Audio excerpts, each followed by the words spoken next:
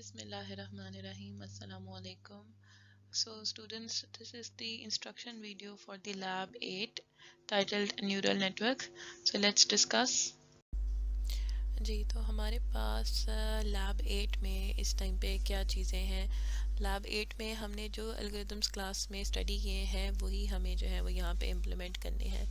ठीक है, तो इस सिलसिले में हमें जो फाइल्स प्रोवाइड की गई हैं वो मैंने आपको गूगल ड्राइव पे अपलोड कर दी थी।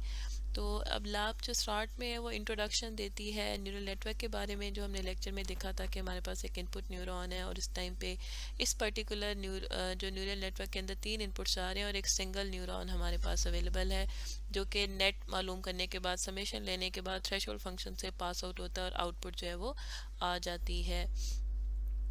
तो अब जो है वो अगर मैं इसको स्क्रॉल डाउन करूं तो इसमें आप ये देखें कि ये एक सिंगल न्यूरॉन के हिसाब से नेटवर्क डिज़ाइन हुआ हुआ है। फिर हमारे पास जो है वो एक थोड़ा सा कॉम्प्लेक्स न्यूरॉन आ जाता है। तो इस लैब के अंदर जब डिस्कशन होगी इस तरह के न्यूरॉन्स की रिप्रेजेंटेशन की, तो उसकी नोटेशन क्या है, जैसे ये 3 2 ये आप यहाँ पे देख रहे होंगे 3 2 3 1, जिसका मतलब है कि पहली लेयर में 3 न्यूरॉन्स हैं, फिर 2 न्यूरॉन्स हैं, फिर 3 न्यूरॉन्स हैं, फिर फाइनली एक जो है वो न्यूरॉन है। और हमारे पास तरीक़ाकार वही होगा कि हमारी जो न्यूरल नेटवर्क है उसमें जो भी इनपुट्स आ रही होंगी उनके साथ हमारे पास वेट्स होंगे, और ये जो वेट्स हैं ये टोटल नेट, लेट्स से अगर 2 इनपुट्स हैं तो ये एक्स और वाई है और ए और बी इनके वेट्स हैं, तो ये टोटल इनका ये इतना आप पहले नेट मालूम करेंगे और नेट को फिर आप कंपेयर करेंगे किसी थ्रेशोल्ड वैल्यू के साथ। अगर ये इससे बड़ी है तो फिर जो है वो न्यूरॉन फायर होगा, अदरवाइज़ नहीं होगा। और ये अगर आप देखें तो ये तरह लाइन की इक्वेशन बन जाती है। अगर आपको कैलकुलस की थोड़ा याद करें तो अगर ये लाइन है और अगर इससे ग्रेटर देन है तो कोई एक एरिया कलर होगा और एक जो है वो कलर नहीं होगा। तो इस तरह से इसको ड्रॉ भी किया जा सकता है न्यूरल नेट को। अभी इसी सिलसिले में जो पहला पार्ट है वो कवर कर रहा है कि आपने जो गिवन ग्राफ है उसमें ये बताना है कि अब ये जैसे पार्टीशन हुई हुई है, इस लाइन से ऊपर एक क्लास है, उस लाइन से नीचे दूसरी क्लास है। तो अगर इस तरह का जो इस तरह विजुलाइज करना हो तो न्यूरल नेट किस तरह का बनेगा, यानी कि मे बी इसमें 2 इनपुट्स आएंगे या उसमें आपको 3 इनपुट्स की ज़रूरत पड़ेगी या 4 की ज़रूरत पड़ेगी या सो ऑन। इसी तरह से अगर इस तरह की डिस्टिंक्शन क्रिएट करनी हो, एक ये हमारे पास बाउंड्री यहाँ से यहाँ तक प्रोड्यूस हो रही है, तो इस केस के अंदर हमारे पास जो न्यूरल नेट का स्ट्रक्चर जो है वो क्या होना चाहिए, ये आपने प्रेडिक्ट करना है, आपने बताना है। सिमिलरली आगे 2 डायग्राम्स ये हैं क्रॉस की, स्ट्राइप की, यानी कि इस तरह इसकी डिस्टिंक्शन हो, इस तरह से मल्टीपल जो है वो डिस्टिंक्शन हो रही हो, हेक्सागन की शक्ल में ग्रिड की डिस्कशन हो रही हो। तो इन सब के अगेंस्ट आपने पहले आंसर जो है वो प्रोवाइड करने हैं।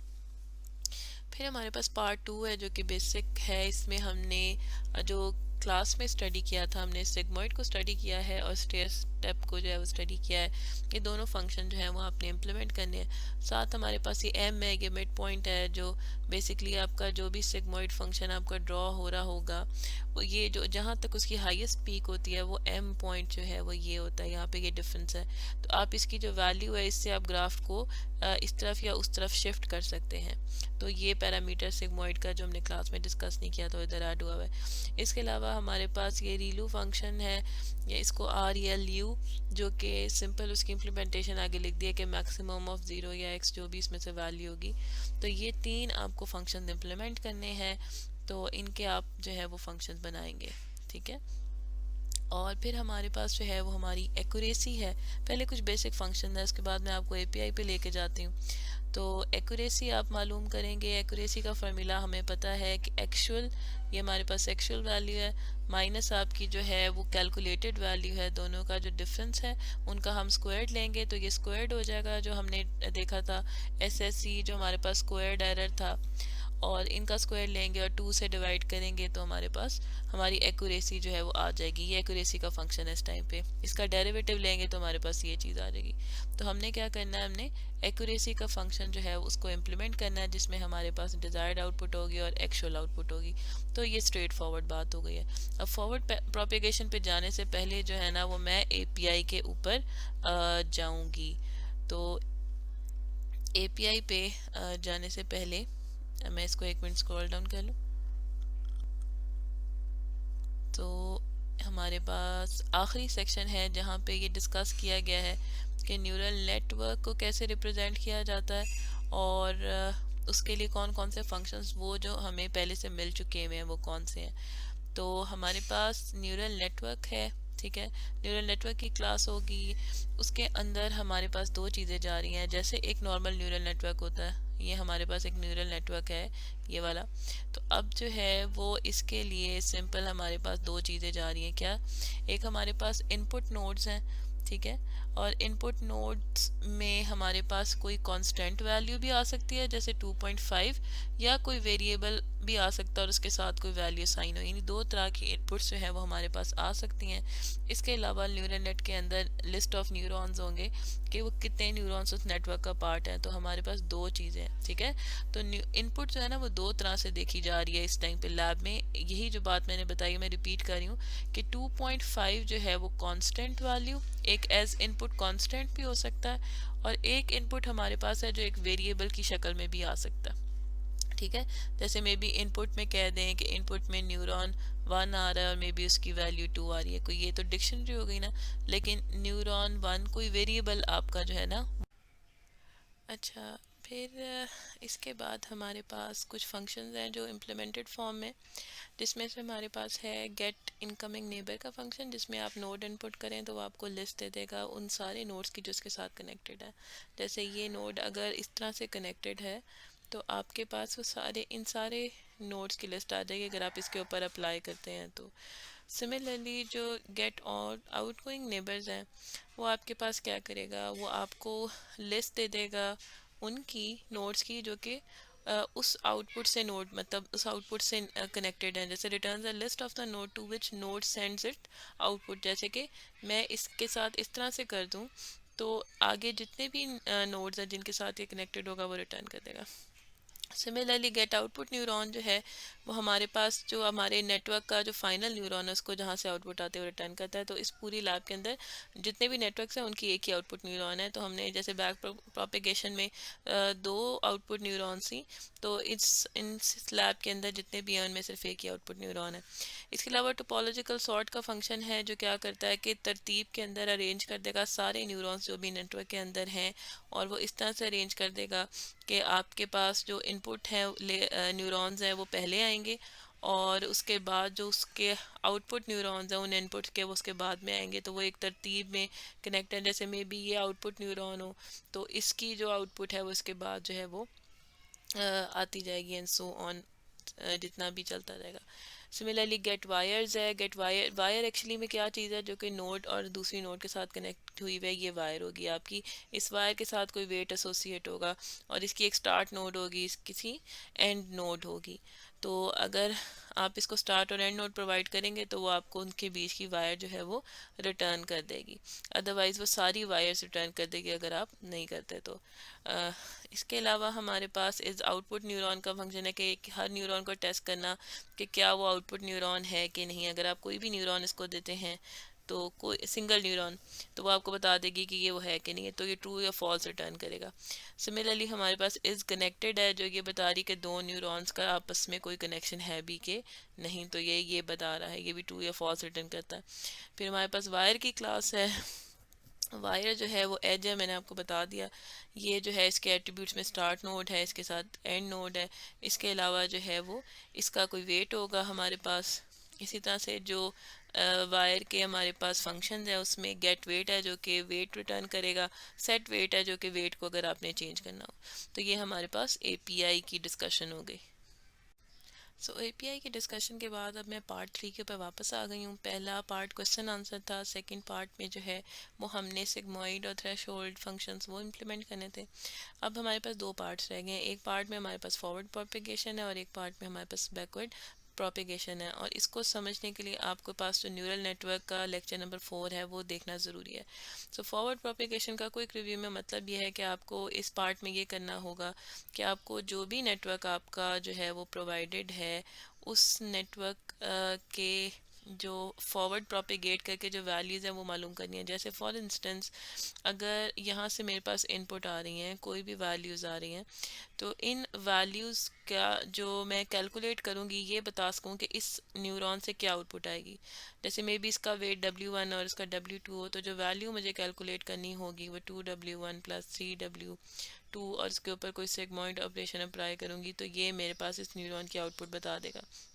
इसी तरह से इसकी मुझे आउटपुट कैलकुलेट करनी है, फिर इन दोनों की बेस पे मुझे इसकी आउटपुट भी और इसकी आउटपुट भी कैलकुलेट करनी है। फाइनली मुझे अपनी आउटपुट न्यूरॉन की वैल्यू बतानी है। दिस इज़ फॉरवर्ड प्रोपेगेशन या फॉरवर्ड पास। ठीक है, तो अब इस सिलसिले में हमें क्या करना है, इस सिलसिले में हमें जो चीज़ें प्रोवाइड की गई हैं वो हमने जो इम्प्लीमेंट करनी है बेसिकली उसकी मैं आपको डिस्कशन कर देती हूँ कि हमने इम्प्लीमेंट इस तरह से फॉरवर्ड प्रोपेगेशन का फंक्शन करना है और इनपुट वैल्यूज़ करनी है। और इनपुट वैल्यूज़ हमारे पास किस तर्ज पे आ सकती है, मैंने बताया था कि या कांस्टेंट वैल्यू हो सकती है या फिर आपके पास उस न्यूरॉन का नाम भी हो सकता है। और ये भी जो भी नाम होगा हमारी न्यूरॉन्स का, ये बात आपने याद रखनी है कि हमारे न्यूरॉन का जो नाम है वो यूनिक नाम होगा, वो रिपीट नहीं हो रहा होगा। ठीक है, तो जब मैं कहती हूँ कि इनपुट में या तो कांस्टेंट वैल्यू आ सकती है, कोई वेरिएबल नेम जा सकता है, तो वो वेरिएबल जो है वो कांस्टेंट उसका हो सकता है और साथ उसकी कोई वैल्यू होगी कि जो बता रही होगी कि इसकी ये इनपुट है। तो हमारे पास एक जो है वो नोड वैल्यू का एक फंक्शन है जो कि गिवन है, जिसके इनपुट में हमारे पास जो है इनपुट वैल्यूज़ जाती हैं। ठीक है, हमारे पास उस न्यूरॉन वो न्यूरॉन जाता है और न्यूरॉन की आउटपुट एक टर्म है वो ये जाती हैं। अब वो क्या चीज़ें हैं वो देख लेते हैं। इनपुट वैल्यूज़ के अंदर हमारे पास जो है क्या जा रहा है कि it takes a node which can either be input और ए न्यूरॉन। ठीक है, वही बात है, कांस्टेंट हो सकता है या न्यूरॉन हो सकता है।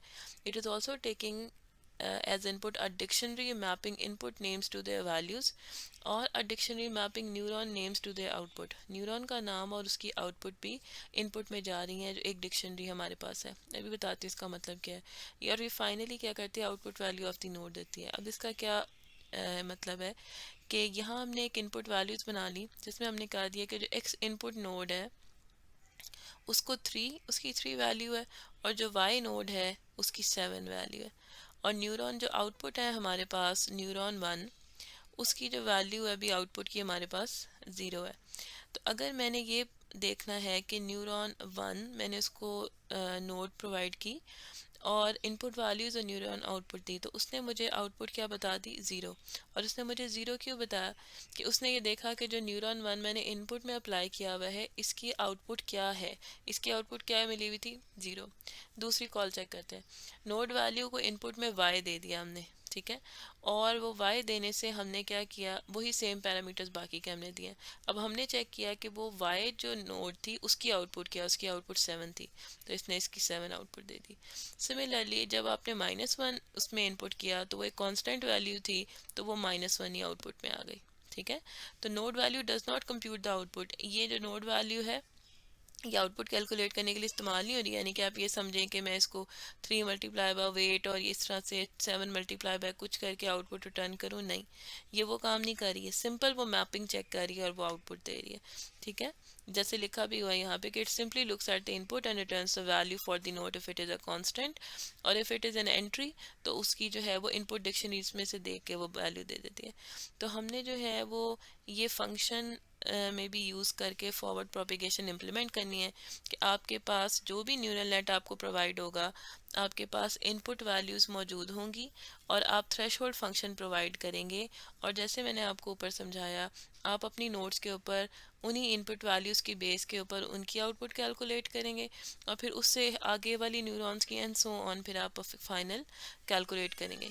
तो ये जो फंक्शन है ये क्या रिटर्न करेगा, ये एक टपल रिटर्न करेगा, और वो टपल में क्या मौजूद होगा, उस टपल के अंदर एक तो ओवरऑल आउटपुट होगी जो फाइनल आउटपुट होगी वो भी मौजूद होगी।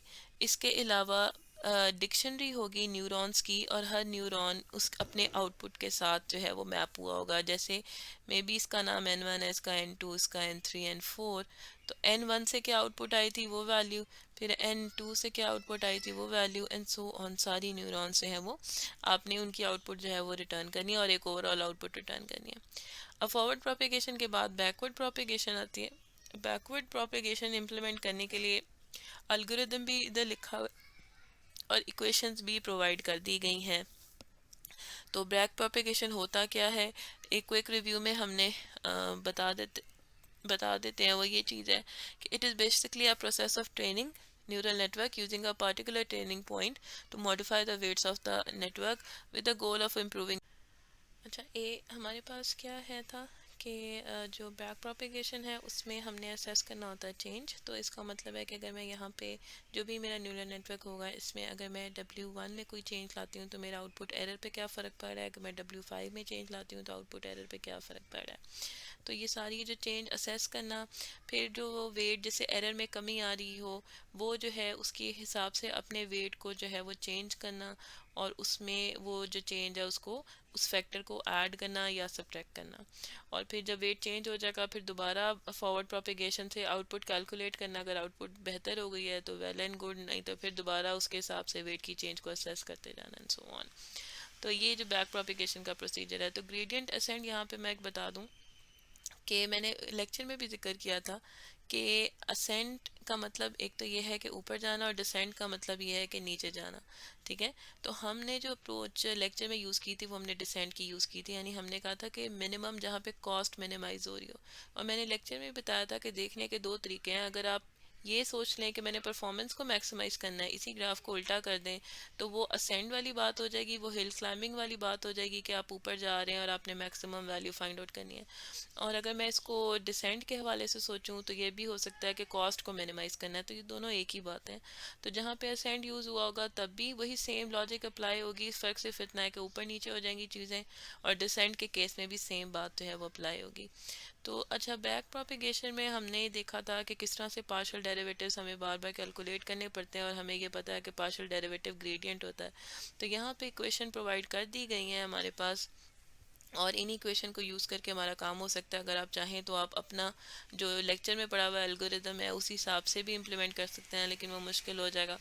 तो यहाँ पे हमने क्या किया है कि ये हमें पता है कि न्यू जो वेट वेक्टर की इक्वेशन क्या है कि पुराना वेट वेक्टर प्लस जो उस वेट वेक्टर में जो ग्रेडियंट है वो आ रहा है, या उसमें जो चेंज है वो आ रही है, वो क्या है। तो जो ये जो चेंज है वेट वेक्टर का ये हमारे पास इसके इक्वल है। ठीक है, और यहाँ पे हमारे पास आर जो है वो लर्निंग रेट है कि कितने स्टेप्स हमने लेने हैं।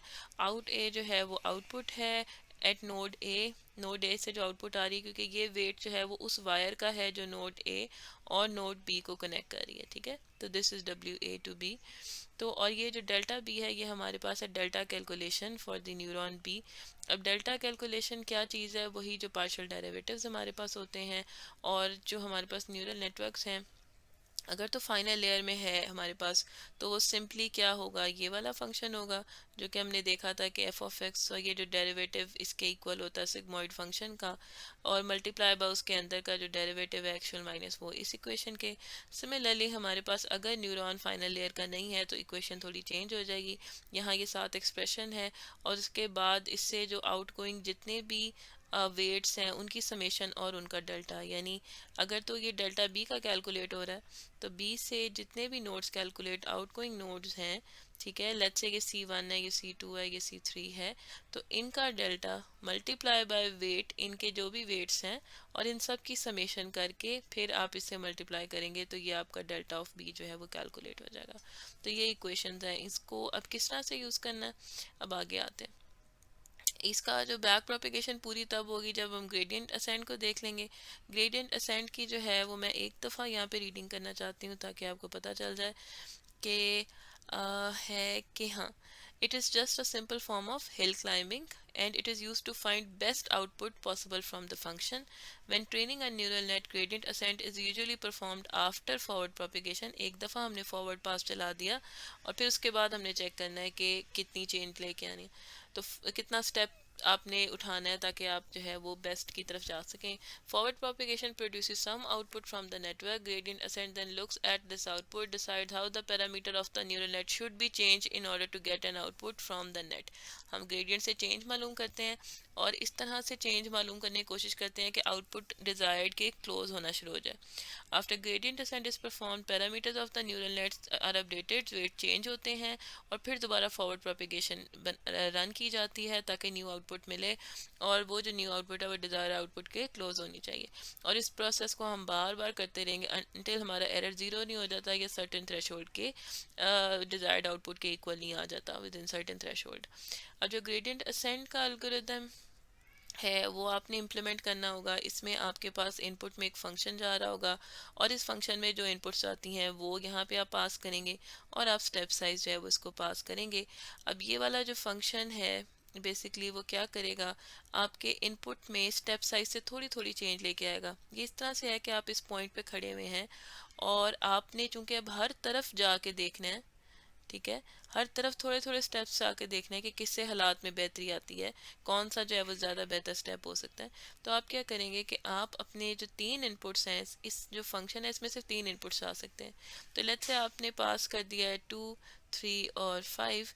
तो आपने हर एक इनपुट में बारी बारी थोड़ी थोड़ी सी चेंज या प्लस या माइनस करके लेके आनी है या ज़ीरो करके, ताकि जो है जो आपके पास इस तरह के 9 सेट्स प्रोड्यूस हो जाएंगे। ठीक है, स्टेप साइज के इंक्लूड, जैसे मे बी 2.25, 3 और 5 एक हो जाएगा, एक 2, 3.25 और इस तरह से कुछ हो जाएगा। तो ऐसे आपने टोटल 27 कॉम्बिनेशंस जो हैं वो आपने प्रोड्यूस करने हैं, क्योंकि आपके पास तीन तरह के केसेस हैं और अब तीनों एट्रीब्यूट्स भी तीन हैं, तो आपके पास टोटल जो है वो 27 बन जाएंगे कॉम्बिनेशंस।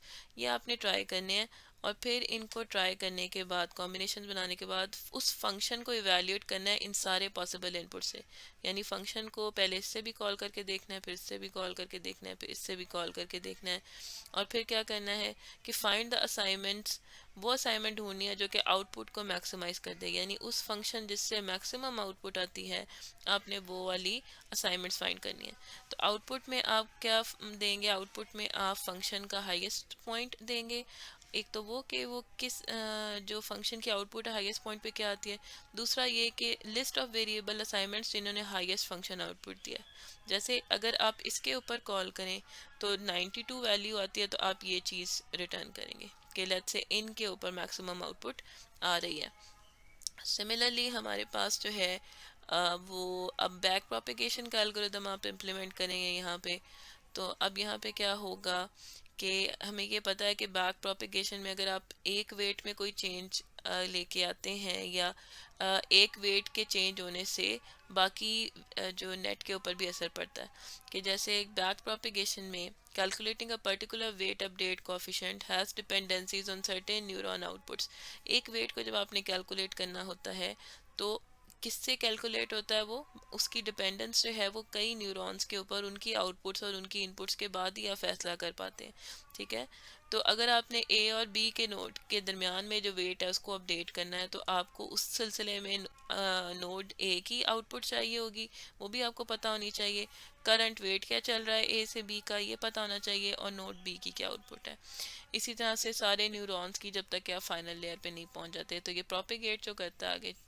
अब आपने ये करना है कि आपने यही मालूम करना है, एक फंक्शन लिखना है जिसमें आपने डिपेंडेंसी बतानी है, आपको नोड मिल जाएगी, उसका एज मिल जाएगा, और आपने बताना है कि इसकी कौन कौन सी डिपेंडेंसीज हैं, किस किस के ऊपर डिपेंड करता है।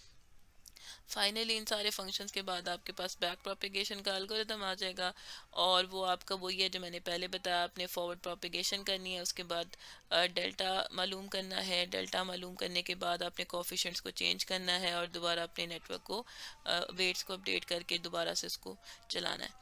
अब डेल्टा मालूम करने का आप अलग फंक्शन लिखेंगे, वेट को अपडेट करने का जो इक्वेशंस पीछे दी हैं उसके लिए आप अलग अलग दोनों फंक्शंस इंप्लीमेंट कर लेंगे, और फिर इन सब को पुट टुगेदर करके फाइनली आपने बैक प्रोपिगेशन का एल्गोरिदम इम्प्लीमेंट कर देना है, जो कि क्या करेगा कि आपके वेट्स को अपडेट करता जाएगा तब तक कि जब तक कि आपकी एक्यूरेसी एक सर्टेन थ्रेशोल्ड तक नहीं पहुंच जाती। ठीक है, सो उसके बाद हमारे पास ट्रेनिंग है। जब आपने नोड्स जो हैं ये सारे फंक्शन इम्प्लीमेंट कर लिए हैं, तो अब आपने टेस्ट करना है कि किसी डाटा सेट के ऊपर अपने न्यूरल नेट को चेंज करना है। तो हमें 6 डाटा सेट्स जो हैं वो प्रोवाइड किए गए हैं और 25 डाटा पॉइंट्स हैं हर एक के अंदर।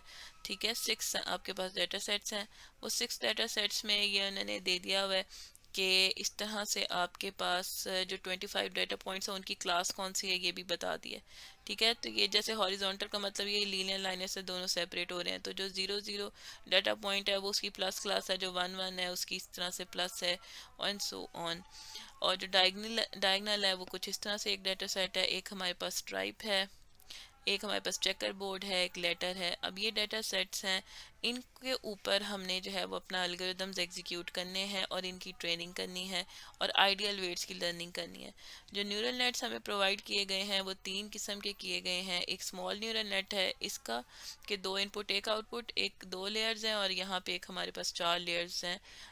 यहाँ पे मैं 2 कह लूँ या 4 कह लूँ, यानी 10 पहली लेयर में 10 है, अगली लेयर में 4 है, उसके बाद 5 और फिर 1 है। इसी तरह से यहाँ पे 3 है, 3 2 1, आउटपुट 1 है, आउटपुट तीनों में एक ही है। तो इन्हीं तीनों न्यूरॉन्स के ऊपर, न्यूरल नेट्स के ऊपर आपने बारी बारी अपने सिस्टम को ट्रेन करना है और चेक करना है कि क्या आउटपुट आती है। कुछ लाइब्रेरीज इसके सिलसिले में हमें चाहिए, नमपाई और मैटप्लोलिब, उसको इंस्टॉल करने।